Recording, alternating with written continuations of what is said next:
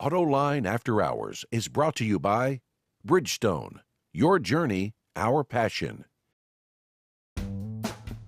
This is Autoline After Hours with John McElroy, episode 243 for May 23rd, the secret illegal race that nobody knows about.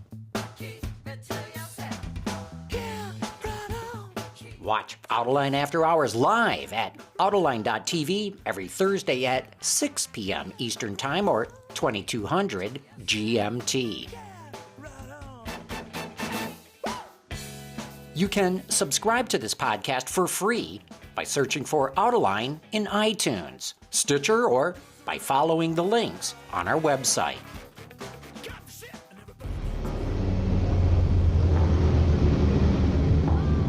What really set the U.S. Express apart from the Cannonball is that U.S. Express was really interested in one thing, finding the best drivers who were going to make the best effort to get the best speed and do it in a way that was safe and efficient. These people were dead serious. This was pure competitive mentality. We've got to be first. We've got to be the fastest there's ever been, and we will do whatever it takes. Okay, what you've just been seeing and listening to is a clip from a documentary that's coming out called 32 Hours, 7 Minutes. And as you heard the reference to, it was the start of the Cannonball Baker Sea to Shining Sea race that then became the U.S. Express. Somebody set a record of going across the country in 32 hours and 7 minutes. This became a great controversy as to whether it was realistic or did they cheat. And so Cory Wells is a producer or director, or both, I guess. Filmmaker, who's got together with some other people to see if they could match or beat that record. And we're going to have her later on in the show. In fact, there you'll she see is. Cory up on the screen right now. So, Cory, thanks for joining us. Just say hello so people know you can talk. Okay. And then we'll see you later on in about another 20 or 30 minutes. We'll be talking more with you. And then we'll be bringing in Elliot Wilhelm, the director at the Detroit Film Theater. Do I have that right, Todd? Yeah, the Detroit Film Theater of the Detroit Institute of Arts. Thank part you. of the DIA. Thank you. Yeah, now The DFT and the DIA. I knew the acronyms, but Yeah. He's the really smart guy in town who knows about films. and right. puts on some great programs, by the way. Right. But let's get to some of the automotive news. But before we do that, first I got to go, hey, Gary Vasilash, hello, and Todd Lassa from Motor Trend, hello. John, Automobile Magazine, hello. Oh, jeez, hello, John, that's right. Okay, it was 12 and a half years at one before I went to the other, so yeah. it Automobile happens. Magazine. I did it myself not long ago. Good. I'm not the only idiot in the room. John wasn't here last week, so he forgot. So welcome back. Yeah, it's cool to be back. And, boy, you guys had a good show with Jim Campbell from Chevrolet and all the races. We had a Corvette in here, and we just saw that clip with the Porsche and other cars there. And I'm a walking public service announcement for wearing sunscreen this week. Gary's got a little thing on his nose here because he had to have a little bit of surgery on it. So, like you say, wear sunscreen. that's right. And don't adjust your screens here. Yeah, it's not going to get any better. It's not going to get any better. So. So this week, what a crazy time for General Motors, huh? I mean, every time we turn around, they've issued another recall. I thought these recalls were behind them. They had already announced millions and millions and millions and millions of recalls, and this year, or this week, they piled on millions more. And the strategy seems to be, let's do them all. Let's get them out of the way when we're at our low ebb as far as public relations and public perception. Let's do them now and show that we're being conscientious about this, and B, by the time it clears, maybe the big recall, the one having to do with the ignition switches, might be passed. See, I see it a little bit differently. GM's doing this internal investigation. We're probably only a week or two away or ish before they release that.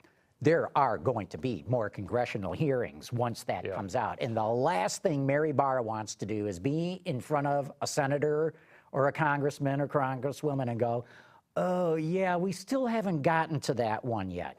So they're just clearing the decks.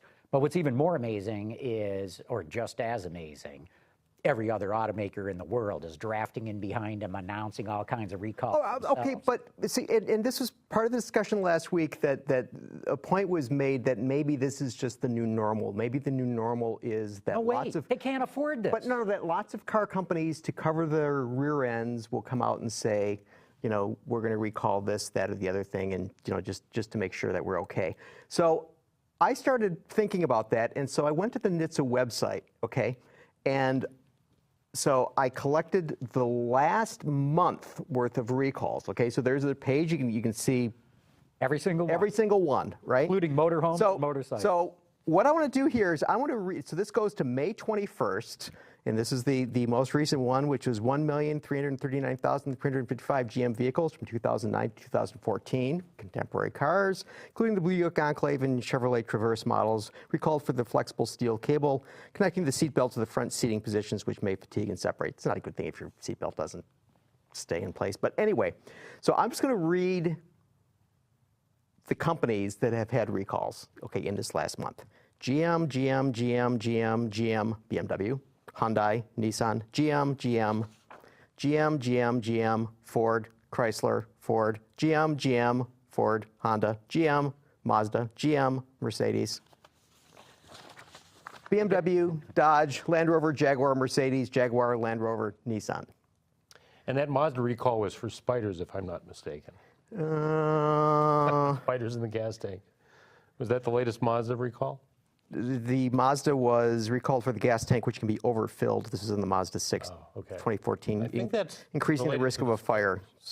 So basically, there was like it's full of spiders, and when you fill it up, then it would just the fire would be way worse than the spider.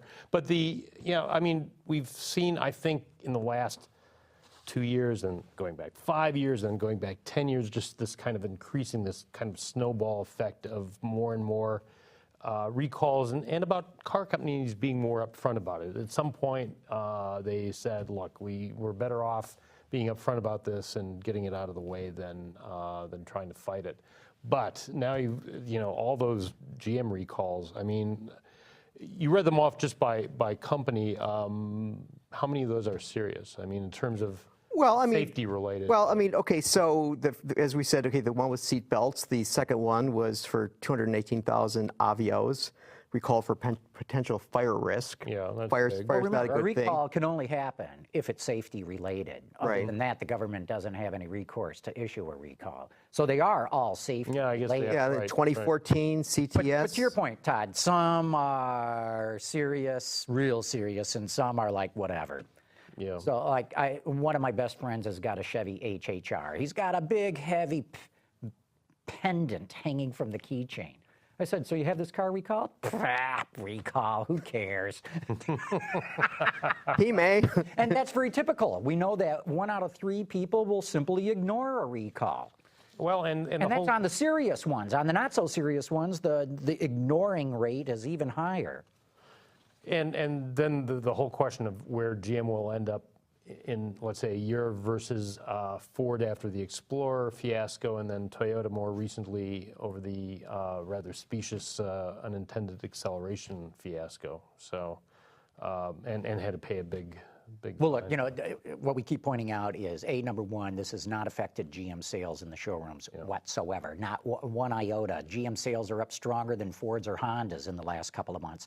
And what's even more amazing to me is at the used car lot, especially at, I should say, the used car auction line, the recalled cars are going up in price, not down in price. And that's due to an overall shortage of good used cars anyway.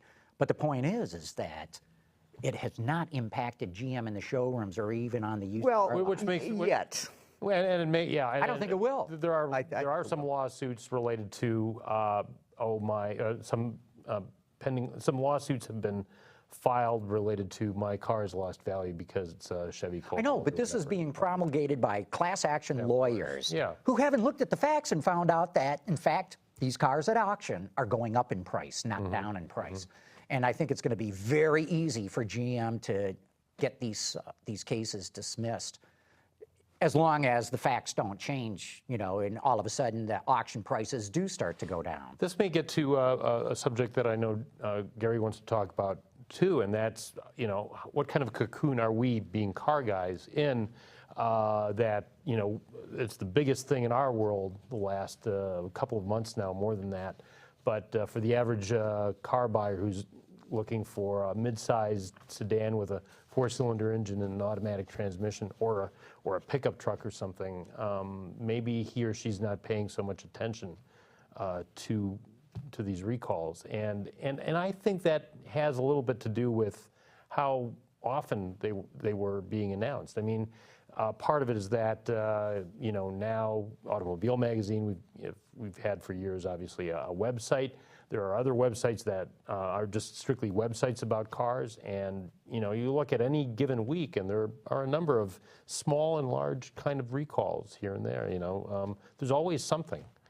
Every week. So you think that people are just going to become, you know, there'll be recall fatigue? Well, to a certain extent. I mean, I think maybe the average Camry or Chevy Malibu buyer, or Chevy Cruze buyer, I should say, that's a bigger volume car, looks at it and says, oh, this is part of buying a car, you know. They're never going to get them perfect. They're never going to be exactly right.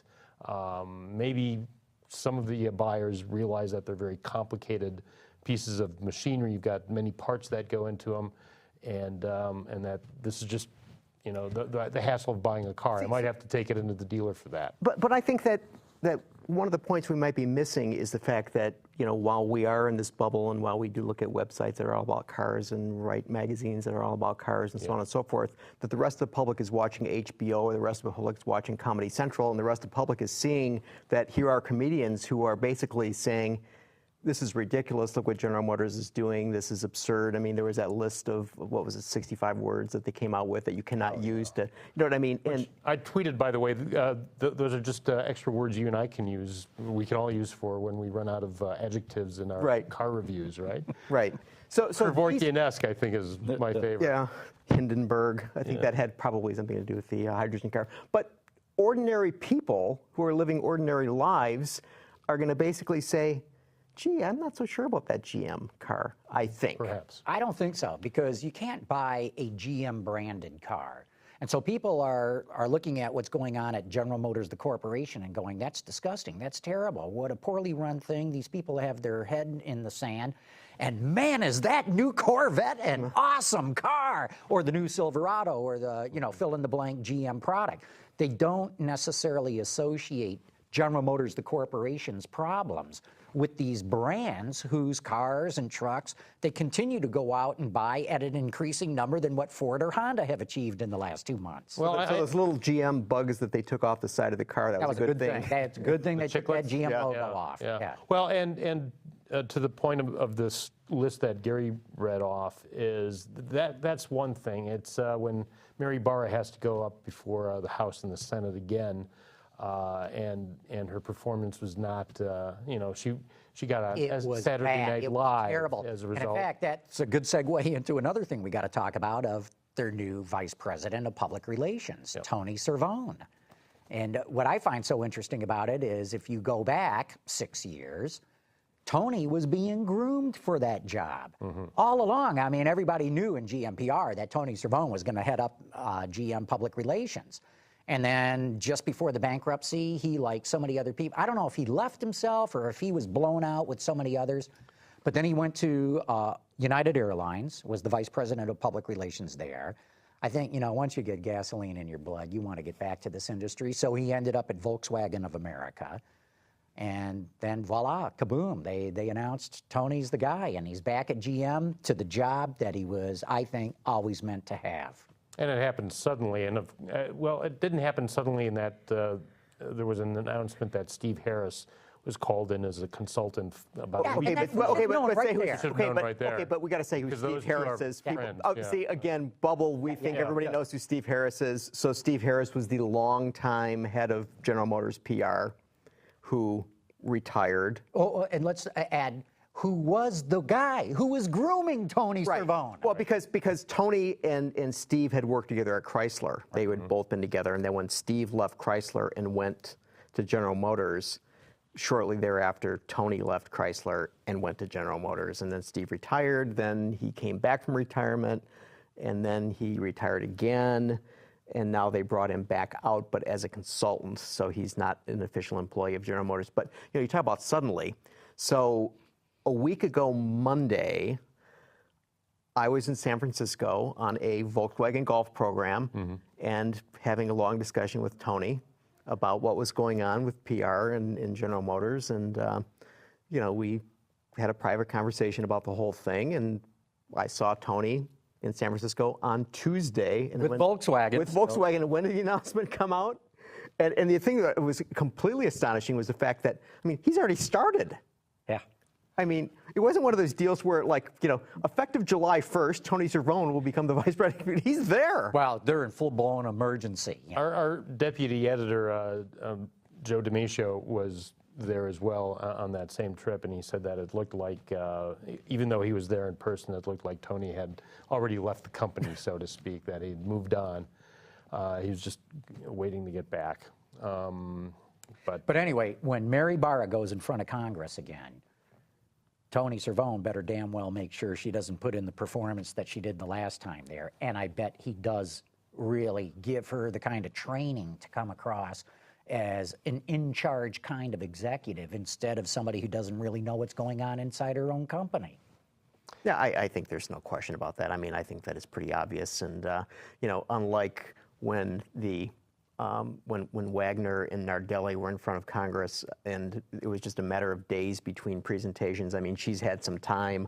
They've had time to dissect it. They've had time to realize where they went wrong. They've had time to realize what they need to do to make it right. And Tony is I think masterful enough to be able to orchestrate a good performance for her. Well, she went into that with all this, everything against her. She had to talk, she had to not comment on anything that might be actionable. And there were a lot of questions that could have been, her answer could have been recorded and then used later in court had she not, demurred and said, no, I can't answer that. And then, they wanted to do the hearing quickly. She obviously was hoping she could do it quickly and get it out of the way. But meanwhile, they're just basically launching the internal investigation to find out why. The biggest problem with this whole thing is not the recall so much as the cover-up. We learned that back in the Nixon days, that it's all about the cover-up. And, who knew about the problem and when and why was it held off for so long? So that's really the issue. No, you're absolutely right. That's exactly what it's going to boil down to. And I think they had said that they wanted this internal investigation out around June 1st. So I don't think we're all that far away. I thought I'd heard this morning that they're hoping to both have the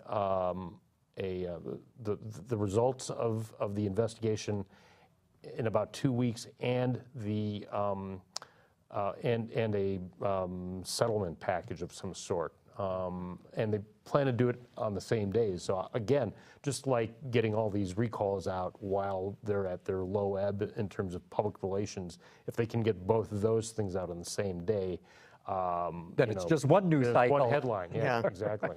Well, on happier news, remember a few weeks ago we had Ralph Gilles was sitting in this very studio and was talking about the Hellcat. Well, yeah. Well, he was saying, "What Hellcat?" Yeah, that's right. Yeah, he didn't want to let the cat out of the bag quite. Right. But now we've seen the car. We've seen the car. And on paper, this thing looks sensational. Mm-hmm. 600 plus horsepower, 500 and what was it, 85, 75 foot-pounds of torque? And we know the numbers are greater than that. That's all they're admitting to right now. First supercharged V8 Hemi ever from the company. So yeah, they're laying down some real street cred. Yeah, I was surprised at how aggressive they are in terms of saying, balls to the walls. We're gonna really put out a high performance vehicle here with performance the likes of which we've never had in a street car. Well, and this came out during the Fiat Chrysler 5-year plan. They showed that as part of the plan and part of their plan to make Dodge a performance brand, which is not exactly what the plan looks like, because they'll still have a regular Dart. They'll have a Dart SRT with a Turbo 4 and all-wheel drive. They'll also have these Hellcats, but they'll also have the standard Dodge Charger and Dodge Challenger. So this is, a nice halo for them. Presumably at some point, I missed it. Did they talk about whether that engine would eventually replace the truck V10 and the Viper? They didn't. It's obviously, it's got to be where they're heading. I mean, that engine's... I seem to remember Ralph saying there was a packaging problem with the Hemi V8 and that it would not go in the Viper chassis. Yeah, I seem to remember him. I think it came in one of the questions from Rapid Fire. And if I recall correctly, that's what he said, is that Hemi engine just will not package in the Viper. And one of the most hilarious parts of this new 6.2 liter Hemi is the fact that it comes with 2 key fobs, a red one, that, 'cause that's kinda cool. a red one and a black one. And so basically the black one is the valet key fob, so there'll be no Ferris Bueller monkey business going on, and it'll remap the engine to limit the revolutions to 400 or 4,000 RPM and horsepower to 500. Yeah. So take that, valet. Taking it down to 500 horsepower. Can't do anything with that, huh? No, I mean, it's just, it's just, you might as well just leave it parked, right? I mean, well, I'm thinking regarding the Viper, although, that car is in a bit of trouble in terms of sales anyway, but, meanwhile, Mark Yone says that we're purposely limiting Ferrari production to 7,000 units per year. We could do way more than 10,000. Why don't they just build the engines and put them in the Viper? There's an idea. I'm sure it's come up. Speaking of cars, Hyundai has brought its first fuel cell cars into the country. There's Tucson running on a fuel cell, and I give hydrogen fuel cells, I'll just throw out, for the next 10 years, like 0 chance of ever really catching on. I don't even see them doing as well or as poorly, you could say, as electric cars from a sales standpoint. But I'll tell you one thing, that you look at this deal that Hyundai is offering for people who get those cars, and pretty good. And you'd want one. Oh, I mean, it's just like, Tell me the deal. I haven't heard the details. 500 a month. 36 months. Yeah. It's $499 per month with $2,999 down, right? This includes unlimited free hydrogen refueling. So you never pay for that, and then plus as long as you go to the 2 stations in the country, they're going to sell it. Are they? So is this limited to California? Say? Yeah, this is L.A. Orange County, but now it's easy to forget that Honda's been doing this for about a number of years now? already. Yeah, and so Fortune magazine had a conference this past week, and Jim Lenz of Toyota was speaking at the conference, and the subject that he talked about a lot is this. this. And he says he's bullish on it. Yeah. And he says, PR wrote that speech for him to give. And he says hybrids will be at the core of what they do, because it's basically an electrified vehicle, but they're seeing that hydrogen will be the way forward. That'll be the game changer. But we talked about this earlier on the show, or several weeks ago, about how the relationship between Tesla and Toyota for the batteries for the RAV4 EV, they're no longer going to have that. And so Lenz just came out and said he doesn't see how batteries are going to be able to compete with hydrogen. Yeah. And he said, and he goes, and you got to realize that every single one of our hybrids has a lot of batteries in it, and so we know a lot about batteries. So we know the technology, and so they're making a pretty big investment. Toyota is making a pretty big investment in helping build the hydrogen infrastructure in California. I mean, they're talking about like 60 stations. They desperately need to do this. Here's what the backstory is, as I see it, is up to now, well, let me start by saying, if you want to sell cars in California, you have to have ZEV credits, zero emission vehicle credits. Okay, up to now, you've been able to get those credits with flex fuel vehicles, with PZEV cars, partial zero emission vehicles, with neighborhood electric vehicles, and with plug-ins. Yep. But CARB, the California Air Resources Board, doesn't like that scheme, really. They know that this is just sort of jiggering the thing to get you your ZEV credits. So as of next year, getting ZEV credits through the vehicles I just mentioned falls off dramatically. Even with a pure electric car, you're only going to get 2.5 ZEV credits for every pure electric, unless it has more than 300-mile range and fast refueling capabilities. And by fast refueling, what they mean is you got to be able to recharge or refuel the vehicle in about the same amount of time it takes to fill a tank of gasoline today. So, and if you do that, you get 7 ZEV credits for every one of those kinds of vehicles that you sell. Meaning no one will get ZEV credits. Meaning that the only vehicle that will get you ZEV credits, really going forward after 2015 and by 2020, the only thing that will get you those ZEV credits in any meaningful number so you can sell the rest of your other cars is with fuel cell cars. And that's why everybody's coming out with these fuel cell cars. They're all going to be in Southern California. And it's really a scam, I think, because you can lose, and it was somebody at a car company pointed this out to me, and they're an upcoming guest, and I'm not going to give their name away. We'll see if they say it publicly on the show. But you can lose, as an automaker, $15,000 on every electric you sell. Sergio says they're losing $14,000 on every Fiat 500 EV. Or you can lose $50,000 on every fuel cell, but you get 7 credits. So that's the choice you get. Lose $15,000 and get 2 credits, lose $50,000 and get 7 credits. The cost of doing business in California, which, you know, is a bigger market than Canada. But here's the other issue, and we always talk about infrastructure. You know, where do you refuel a hydrogen fuel cell car? Okay, Toyota is going to put something into that, but to me, you have another big obstacle, and that's oil. Big oil will do whatever it can to not let the infrastructure spread too far beyond. And I'm not saying there's anything right or wrong about this. I'm just saying that they will do whatever is necessary to protect their business. Well, here's another issue. You know, you can't drill a hole in the ground and have hydrogen come bubbling up. You have to manufacture hydrogen. That takes energy. Yeah. So what energy are you going to use to manufacture your hydrogen? And if, by the way, if you do it how we do it right now and strip it out of oil or natural gas, it can be a big CO2 emitter just in the production of the hydrogen.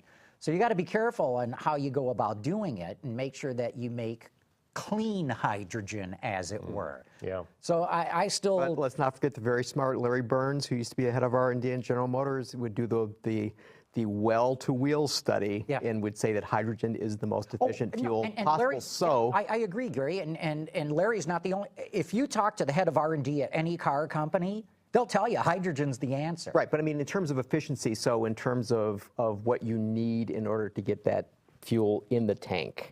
So it's not like, you know, we're gonna hide it over here. You know, it's like we're generating the electricity for Tesla by burning coal, but damn it, that Tesla's a clean car.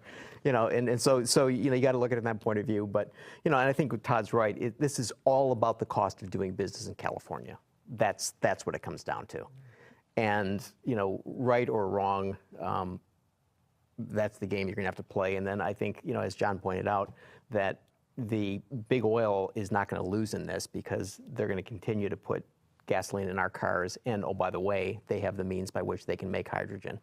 Yeah. And well, I think we're... in fact, yeah, we got to get on to our next segment. But another topic we're going to have to get into in a future show is out at UMTRI, you know, University of Michigan Transportation Research Institute. They're looking at carbon capture and sequestration so that you strip the CO2 out of the exhaust gas. And what it does from a CAFE emissions standpoint is extraordinary, just extraordinary. But this is all in the research talking phase. No one's even got a working prototype yet. But that's for a future show. So look, let's take a quick break right now, and then we got to get Cory Wells and Elliot Wilhelm back here in the studio.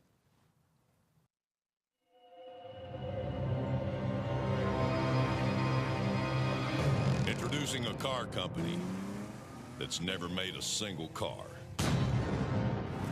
Legendary durability. Impressive mileage. Firestone tires. So unstrap the saddle. These old stallions are ready to run. Again. Whatever you drive a Firestone. You already know that you can listen to Autoline's Industry Insight in places like YouTube and Stitcher, but did you know that you can also listen to it live in your car? It's simple. Just pair your smartphone with your vehicle's Bluetooth connection or plug into the aux jack. Then navigate to Autoline.tv using your phone's browser. Find the show you want to hear and click play, just like you would on your computer. This is Autoline After Hours with John McElroy. It's that easy. Never be disconnected from Autoline's top-notch insider information with Autoline on the go.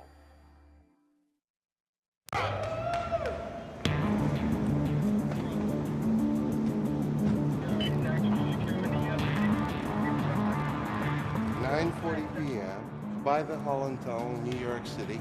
They got about 2,900 miles ahead of them. That's a long way. That's quite a way. I can't believe what we went through the last 24, 36 hours. Amazing. I wish them luck. This type of thing makes the 24 hours of Le Mans look like a Boy Scout outing. There is 18,700 somewhat law enforcement agencies around the United States, and knowingly they're going to break the law at times, but they'll probably pay the dues for that. Okay, you were just listening to another clip from the movie 32 Hours and 7 Minutes. Also joining us in the studio right now is Elliot Wilhelm, the head of the Detroit Film Theater. Do I have that right? You do, yeah. Now, I said head of. There's probably a fancier word. Curator, well, I'm CEO. CEO, I am not, yeah. I'm working on it. But no, I'm curator of film at the DIA, and the Detroit Film Theater is a program of films that we've been putting on there for about 40 years now, and I'm director of that program, so. And just so everybody in the audience knows, Elliot knows movies. Yeah, so do these guys, too. I was talking to them a little earlier, and I heard a reference to What's Up, Tiger Lily before I came out. So. Right.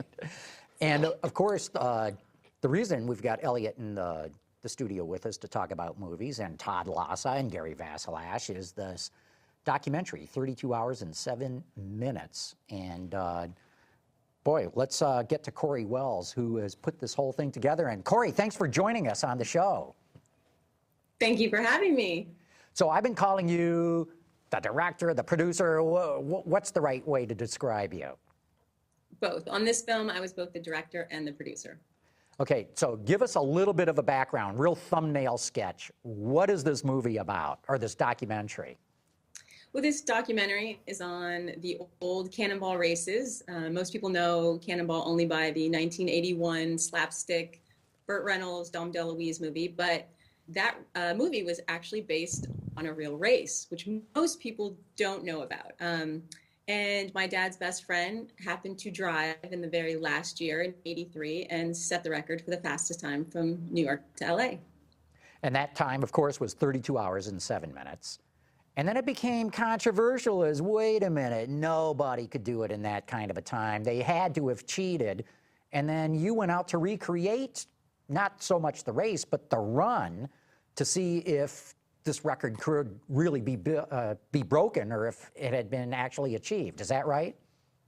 Correct. When I started this film, at that point, I didn't even think there was footage of the participants. Thankfully, we found a trove of footage of the secret starting garage and some on road and the finishes and the starts.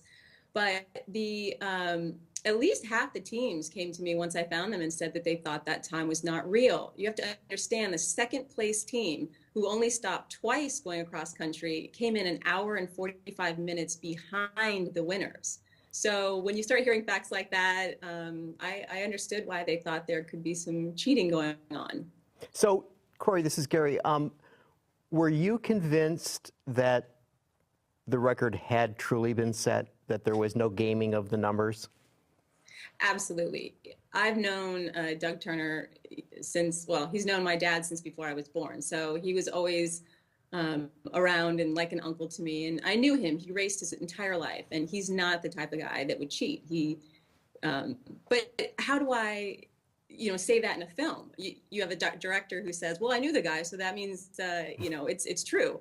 I felt like I was sort of an investigator on a trial, and I had discovery. And here I had this discovery that I didn't really want at the time. It made for a great movie. Now I look back, but I had to address it.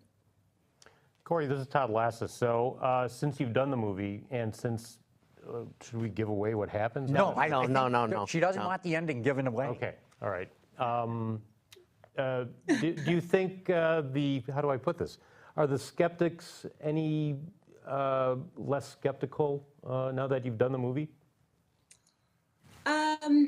The skeptics were the participants, and some of them, yes, but the main ones, I don't think I've shifted their view, but they were there, they were driving. I think they will always have their questions, which I can understand. These are skeptics who, no matter what you do in a film, documentary, a fact-based movie, you're not going to convince the skeptics, basically. Is that right? Correct. Is that how you feel? And I think Elliot can speak to this, but I think part of a good movie is one where there's still discussion and arguments and controversy, even when you've left the theater, even when you're done seeing it, and people want to talk about it. And I think that's a great thing. So if people still think maybe there was some playing around, well, that's something to discuss. And Cory, I think you're one of the, you're onto one point about what makes the movie really interesting. But I also have to tell you that I love this picture on so many different levels because I'm not a car guy to begin with. And so, I love driving, but pretty much what I know about cars is changing the washer fluid, the usual thing.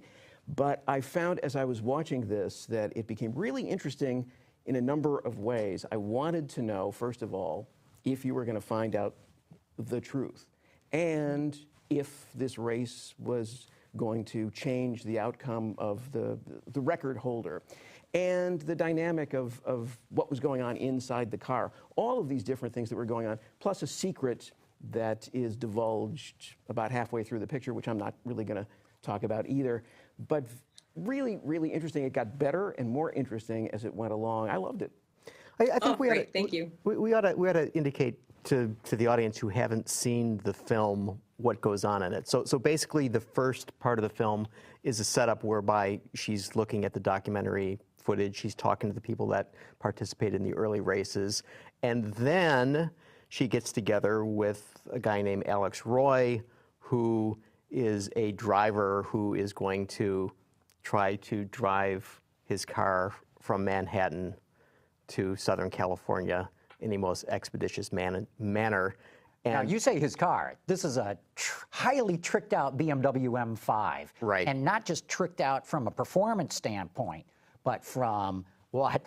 Police scanners, all kinds of radars, video cameras, and it's astonishing how well equipped this car is. Right. And so she shows how this comes to be and how the run is made.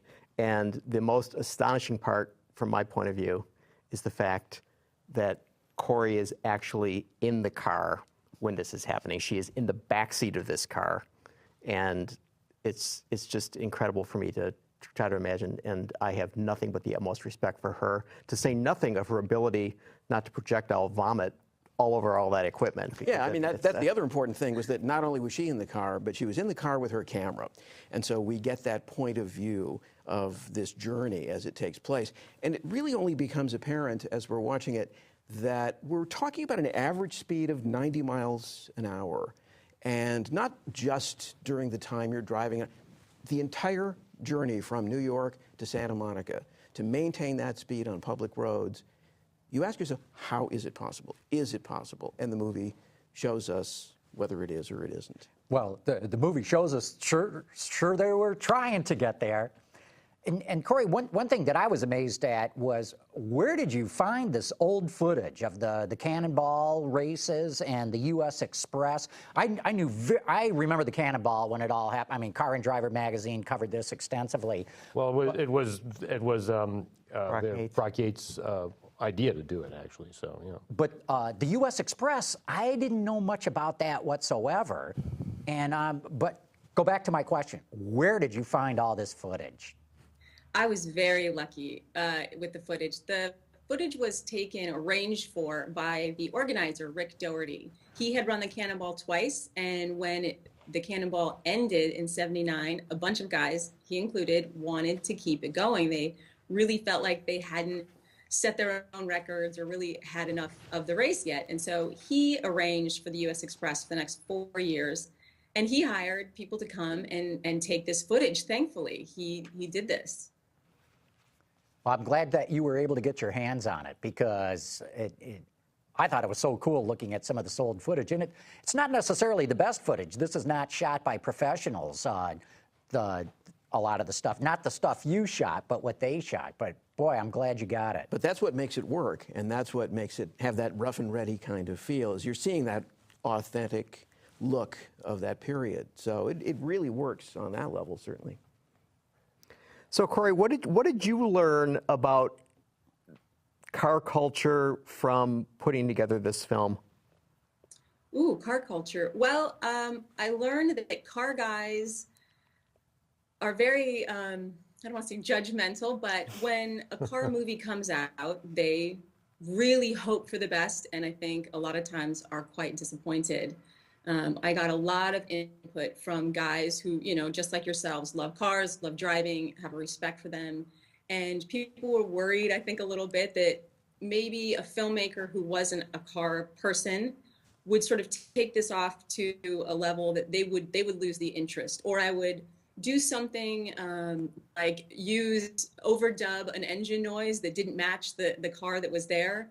I got such great input from Alex and David and Doug and the other David Diem about really what was important to a car guy. At the end of the day, I think for everyone, it's the story. Have you grabbed me as an audience? Do I care about the characters? Do I care about what you want to do? So you have this balance between really telling a great story, but never losing your audience. And the audience for this film, first and foremost, are car guys like yourself. Well, I think you have an advantage there too, actually, to a certain extent, that, no matter how well done most of us think the footage, the racing footage of the movie Grand Prix was, we all just as well much like to watch actual footage of Grand Prix racing from that era. And so if you do the real stuff right, it's hard to match that with the Cannonball Run, which was a pretty awful movie actually, or the Gumball Rally, which was a little bit better than that. I'm also interested too, by the way, and Alex Roy and Doug Turner, from what I could tell from your movie, are two very different personalities. Were you prepared for Alex Roy when you got into the backseat of his BMW for that ride? Yeah, at that point, I had known Alex for over a year. He's a phenomenal person. He's the captain of his own ship. He really took this seriously, and he took it seriously in the way that Doug and David did back in '83. I always had a theory that you needed one Doug Turner and one David Diem in the car. And actually, you're right. Alex is not Doug Turner. Doug Turner is the same as David Maher. They are the sort of silent, funny, put my foot down guy. Whereas David Diem, it was his idea to do the race, and he asked Doug to come along with him. And Alex was the same way. When I talked to Alex about doing this run across the country, we joked about it many times, like, oh, we'll just do it sometime. And we both realized we really needed to do this for the film. And he said he'd been waiting 6 months for me to ask him that question. And so I knew him very well. I knew what to expect because he has the utmost professionalism. He prepared the way I hoped he would, just like Doug and David did. I mean, he studied the tapes. He studied every piece of information I could bring him on how to do this and how to do it right. But Doug and Alex are opposite. Elliot, let me ask you something. Todd alluded to the fact that films about racing and driving are not generally well done. What is your sense of why that's the case? Usually there is so much focusing on getting the driving right and getting the cars right and getting the atmosphere of the track or the positioning of cars if it's a movie in which cars are chasing each other on city streets like in Bullitt. but the characters generally take second place. And in a movie like Grand Prix that Todd was referring to earlier, those were very wooden soap opera situations around which the automobiles were dropped in. And the real appeal is the racing scenes. And you want to get through the human interest stuff so that you can get to the racing scenes. Here in this documentary, we have equal parts great racing scenes taken out of real life and a real human drama that's actually unfolding as we watch it. So it's a natural that something like this, when it's in the hands of someone who knows what she's doing in terms of editing it and telling the story in a compact way, is going to engage our emotions more than a film like Le Mans or Grand Prix or some of the other really bad racing films that have been made throughout history. Interesting. Good insight. Good insight. Cory, what motivated you to do this? I mean, you said that this guy was best friends with your dad and whatnot, but where did you go, whoa, here's a great movie, let's go for it? Well, I just started getting interested in documentaries, and I was doing some short subject work, and it came back to me that, wait a minute, I think I know something that most people don't. And not only do I know this, I think it's really inspiring. You know, these guys were very serious about what they did. They took complete responsibility, and they weren't being reckless. And so I found out about this when I was about 10 years old, and it always sort of fueled my imagination from that age. And as the film started, and again, I get this, you know, this weight of, uh-oh, there's controversy, I had to see it through. I had to, you know, prove that this idea of sort of stepping out of the lines in a correct way, if that's a good way to say it, was something that I think more people should know about. So did you worry at all when you were sitting in that car that you'd be pulled over by state police somewhere and you'd end up spending a considerable amount of time in prison? Yes, that definitely was a worry for all of us. Alex, though, he has a way about him, and I knew that he would be the first one to sort of take over if that was to happen. So, you know, we had our stories, our storm chaser stories, and I thought we would be okay, but it was nerve-wracking for sure. Mm-hmm. And what about anxiety over your physical safety? I mean, I can see somebody being in a film in which there are a few takes in which you have to be in a car that's running at high speed for a little while. But to be in a car that long, that's running that fast constantly, is this something that you had to really gear yourself up for? I mean, how do you get used to that? And how did you handle it in terms of sleep and any of the other things that you may have even thought of doing? I trusted, first and foremost, I trusted the drivers. You have to trust the people driving, or you have to trust your own skill. And that's one of the, I think, reasons why not that many people have ever tried this.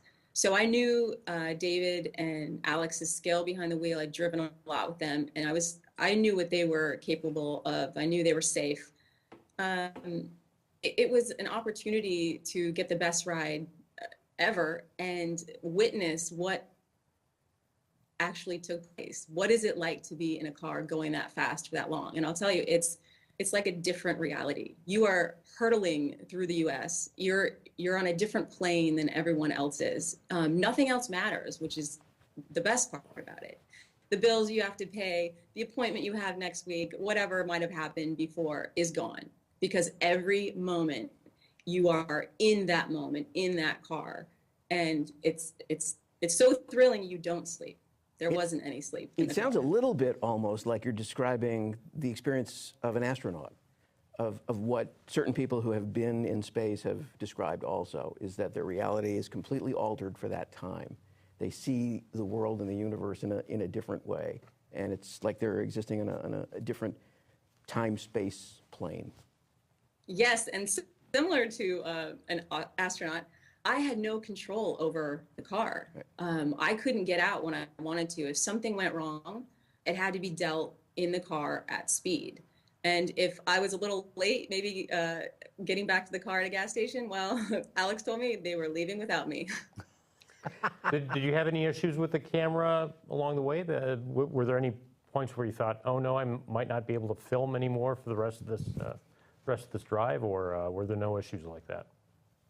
No, there were some issues. Luckily for me, I had a producer at the time named Robin Ackett, and he wired the car perfectly. He ran me through the systems, and so nothing actually internally in the car for me that I remember, except near the end when a battery went out on Alex's lav mic, which is why at the very end we need to subtitle him because there were no more gas stops at that point. But the major mishap we had that I'll always kind of kick myself for is that we had a chase car in St. Louis that was supposed to meet us in the morning hours. And, you know, filming speed is difficult because if you're in the car that's going fast, it's hard to see the passing rate.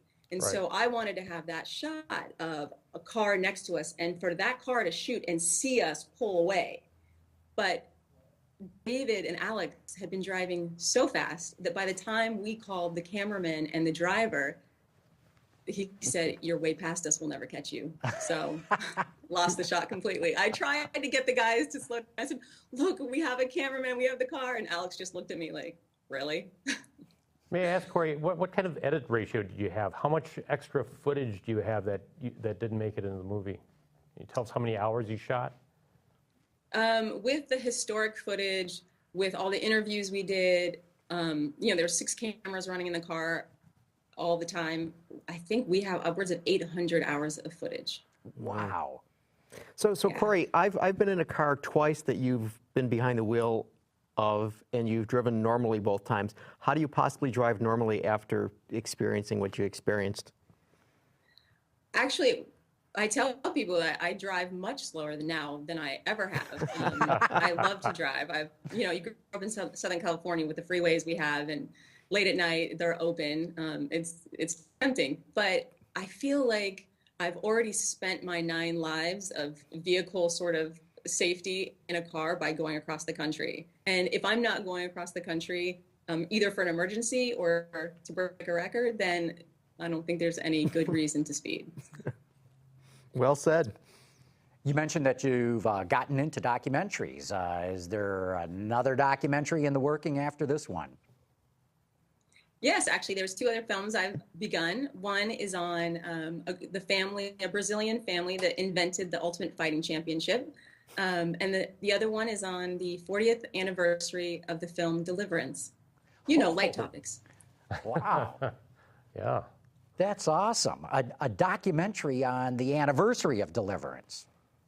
Yes, I have family that live in the mountains of North Georgia, and I went for a visit, and it was the summer of the 40th anniversary. And come to find, 40 years later, there is a huge rift in that town about that film and how the locals were depicted.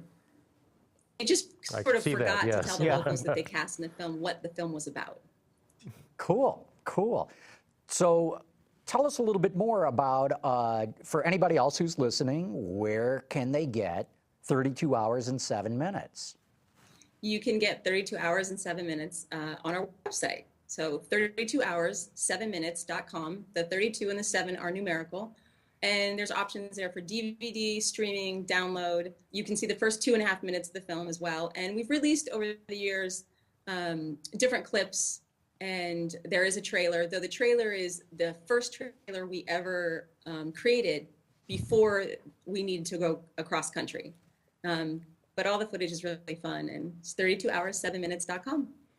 Yeah, you got to see it all. You just can't. Look, I recommend it. I haven't seen the whole thing. I was watching it just before we came into the studio here. I'm probably about an hour into it. I think it's an hour 41 minutes, something like that.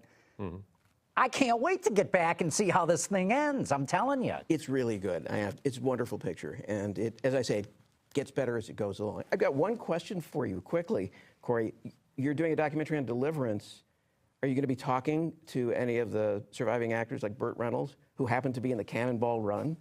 I know, isn't that funny? I keep picking films where he's present. And yes, we've already interviewed some of the people that were in the film and went to a festival in Georgia, and they had this big reunion there on the river. We went down, Class 5 rapids. But yes, we do. We plan to get all the cast members. How about the toothless guy? Is he still around? The banjo player? No, the fellow whose teeth... You remember that scene? I'm not sure if he is. He was actually not from Georgia. The 2 antagonists in the film were actually Hollywood actors. You know, I saw that movie only when it first came out, and boy, I can remember it, you know, front to back. Yeah. It's amazing the impact that that movie had. Front to back might be a bad choice of words. Very good. That's good. I'll just leave it at that, okay? Why not just leave it at that? Yep. Hey, we're getting a number of questions in here for Cory. It's time for rapid fire. Ben, let it rip.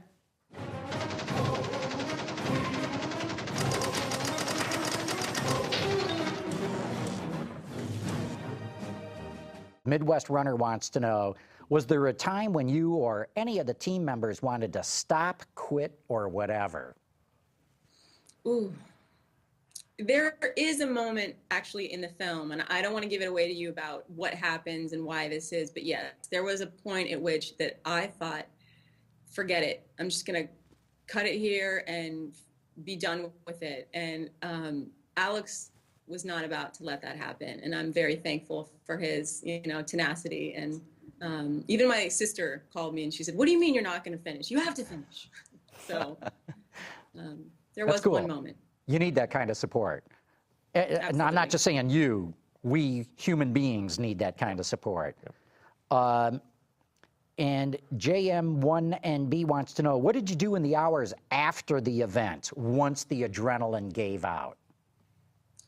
Well, we had a select amount of people at the Santa Monica Pier that night.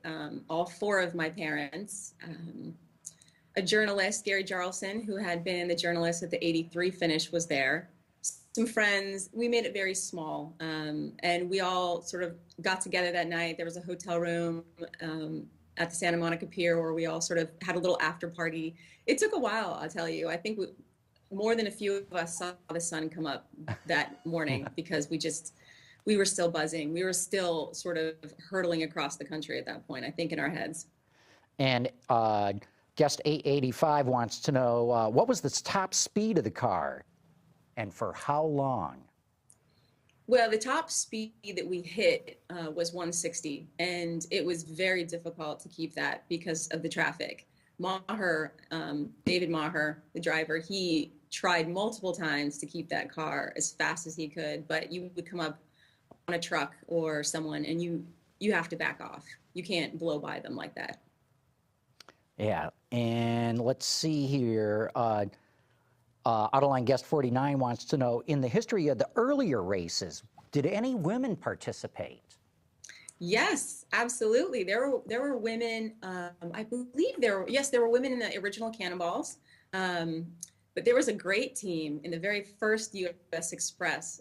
Becky Damone, who was married to Vic Damone, she and her stepmother, I believe they're about the same age, went across together in a Mercedes 6.9, dressed alike in these tracksuits. She's in the film as well. She was wonderful. She begged her dad to let her go. She came in third place as well. Wow. Wow. Yeah. That's Holland. Obit. He died about a week ago. Yeah. I think this is probably a great place to wrap up the show. And Cory Wells, what a pleasure having you on here. And like I said, after we're done here, I'm going home. I'm watching the rest of your documentary because you got me sucked into it right now. I think it's really good. Excellent. Thank you very much for having me on. Great to see you again, Gary. Thank Todd, you. nice to meet you. And Elliot, thank you very, very much. I'm so glad you liked the film. A pleasure. Loved it. Great. And we're going to see a little bit more here. Yeah. Where we go. Just a minute, but Elliot, so cool to have you on here. Really good. Thanks. Great I mean, to be here. you know, I know you say, well, I'm not a car guy, and what can I... Boy, your insight is spot on, and your comments were really good. Thank So you, I'm John. so pleased to have you here. It's a lot of fun to be here. Thank you. Good. Todd, always good to have you back here. Always good to be here. Thanks, We'll John. do it again, as you well know. And you know, amazing amount about film. I think that giving Elliot a run for his money. No, I'm sure in the Todd long knows run. his stuff. Don't let him fool you. He really does. I know about a small number of pictures, basically, a certain type. Modest. And Gary, always good seeing you. And John? So we'll do it again next week. Why don't we do that? Okay. Want to thank all of you for having tuned in.